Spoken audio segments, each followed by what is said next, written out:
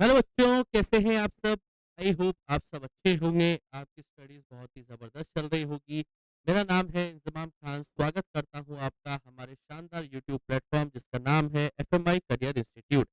जैसा कि बच्चों आपको पता है कि प्रारंभ सीरीज़ का कारवां स्टार्ट हो चुका है और आज हम उस पर बात करने वाले हैं class 11 chapter number 8 small business के बारे में। इससे पहले हम 7 चैप्टर्स पढ़ चुके हैं बेटा। अगर अभी तक आपने उन चैप्टर्स को नहीं पढ़ा है, तो फटाफट से प्लेलिस्ट में जाएँ और उन वीडियोस को अच्छी तरीके से देखिए और अपनी प्रिपरेशन को स्ट्रॉन्ग करें। और अगर अभी तक आपने हमारा चैनल सब्सक्राइब नहीं किया है, तो फटाफट से हमारे चैनल को सब्सक्राइब करें। वीडियोस पसंद आ रही हैं, तो वीडियोस को लाइक करें, दोस्तों के साथ शेयर करें और चैनल को सब्सक्राइब करना मत भूलना, बेल आइकन पर ज़रूर क्लिक कर देना। गेटिंग माय पॉइंट बेटा?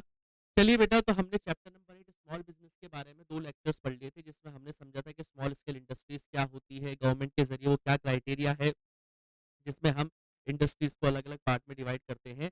ये सारी की सारी चीज़ें भी हमने जो है प्रीवियस लेक्चर्स के अंदर पढ़ी थी। आज हमें क्या बात करनी है?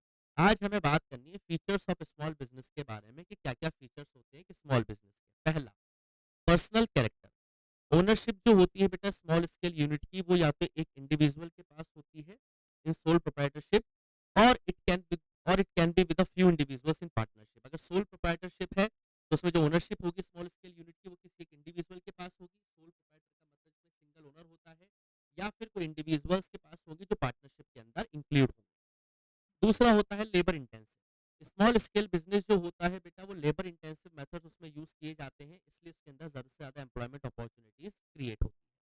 लो कैपिटल इन्वेस्टमेंट, जब नाम ही स्मॉल बिजनेस है तो जाहिर सी बात है कैपिटल भी इसके अंदर कम लगेगी। तो स्मॉल इंडस्ट्रीज जो होती है बेटा, वो लेबर इंटेंसिव होती है और उसके अंदर स्मॉलर कैपिटल इन्वेस्टमेंट लगता है as compare to larger unit. Therefore, these units are more suited for economics where capital is scarce. ये स्मॉल बिजनेस यूनिट उन बिजनेस के लिए ज़्यादा बढ़िया है जहाँ पे आपके पास कैपिटल कम होती है और लेबर आपके पास ठीक ठाक मात्रा में अवेलेबल हो जाती है। गेटिंग माय पॉइंट बेटा?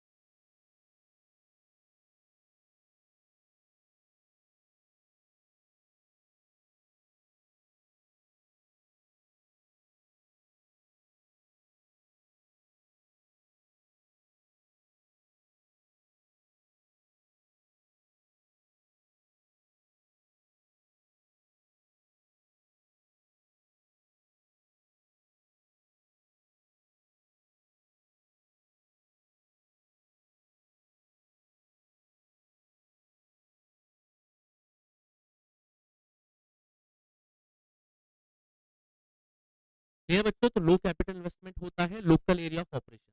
The area of operation of small unit is generally localize catering to the local और रीजनल डिमांड। जाहिर सी बात है, जो एरिया होता है स्मॉल बिजनेस का ऑपरेट करने का, वो जनरली लोकल एरिया ही होता है, रीजनल एरिया ही होता है।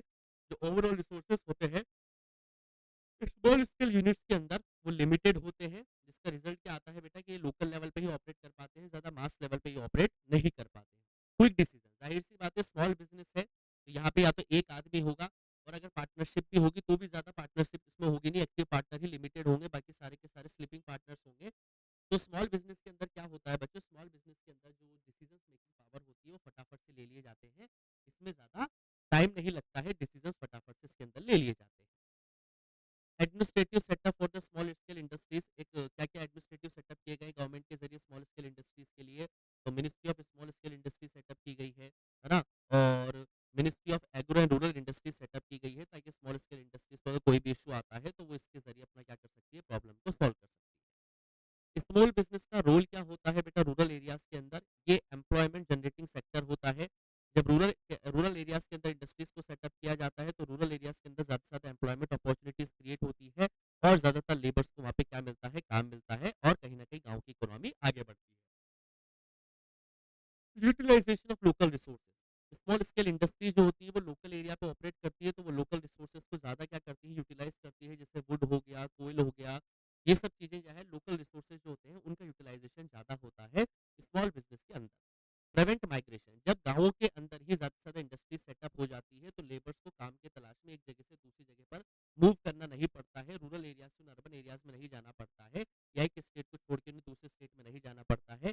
जब गाँव के अंदर स्मॉल बिज़नेसेस को सेटअप किया जाता है, तो कहीं न कहीं माइग्रेशन के अंदर भी हमें कमी देखने को मिलती है। जो मूवमेंट होता है लेबर का from one place to another, उसमें भी कहीं न कहीं गिरावट देखने को मिल जाती है। इकोनॉमिक कंडीशन जो है उसे भी इम्प्रूव करता है। स्मॉल बिज़नेस जो होता है बेटा, वो रूरल एरियाज़ के अंदर मल्टीपल सोर्स ऑफ इनकम को जनरेट करता है, जिससे स्मॉल स्केल इंडस्ट्री से क्या होता है, उस पर्टिकुलर एरिया की इकोनॉमिक कंडीशंस इम्प्रूव होती है, और वहाँ पर रहने वाले लोगों का जो स्टैंडर्ड ऑफ लिविंग है, वो भी कहीं न कहीं क्या होता है बच्चों, इम्प्रूव होता है। इक्विटेबल डिस्ट्रीब्यूशन ऑफ इनकम, जो स्मॉल स्केल इंडस्ट्रीज़ होती है और जो कॉटेज इंडस्ट्रीज़ होती है, उनका मेन एजेंडा ये होता है कि सोसाइटी के अंदर सभी को इक्वल डिस्ट्रीब्यूशन ऑफ इनकम दिया जाए, किसी के साथ भी किसी भी तरीके का कोई गलत व्यवहार ना किया जाए।